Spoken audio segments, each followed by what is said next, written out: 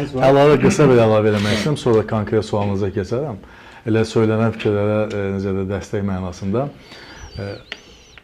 Azərbaycan prezidenti Cənab İlham Əliyevin xarakterinin belə bir xüsusiyyəti var. Bunu hesab edirəm ki, dünya liderləri bilirlər. Cənab İlham Əliyev çətinliklərə, problemlərə stimul kimi yanaşan dövlət başçısıdır.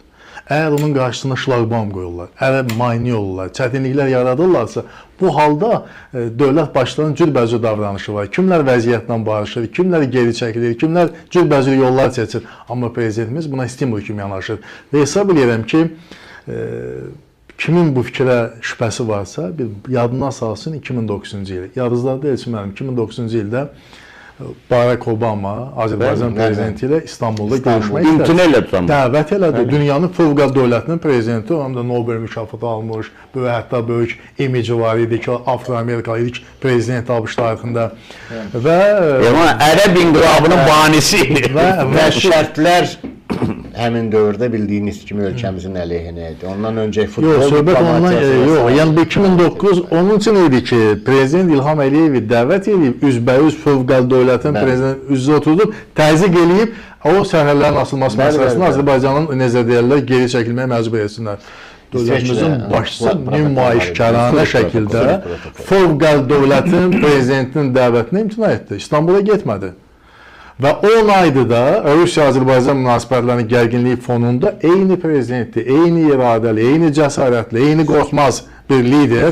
Siz xatırlatdınız o Danimarkadakı görüşü. Bəli. Biz orada Makronun münasibətini gördük. Yəni, mənə elə gəlir ki, mən təsadüfən demə, dünya liderləri, Azərbaycan prezidenti Cənab İlham Əliyevin siyasi portretini əməlli başlı öyrənirlər. Elvan müəllim, Makron yox, Zahir müəllim. Niderland daim bizim əleyhimiz olub. 44 günün müharibədə də, sonraki prosesdə də Niderlandın baş naziri görüşmək cəhdi və görüşməyi Danimarkanın özü. İndi bir şey deyim, dostlar, bu yaxınlarda oldu, Alyaskada Trump'la Putin görüşü.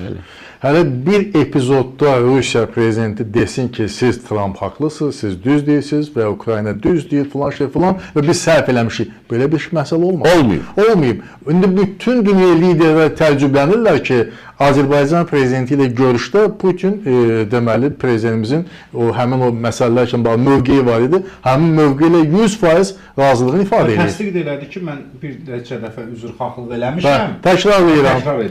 Elvan müəllim, onu da dedi ki, bu üzrxahlıq, bu birisi o ilən insanları geri qaytarmayacaq. Hətta. Amma ona görə Zahir müəllim, verilişinizdən bir daha söyləyirəm.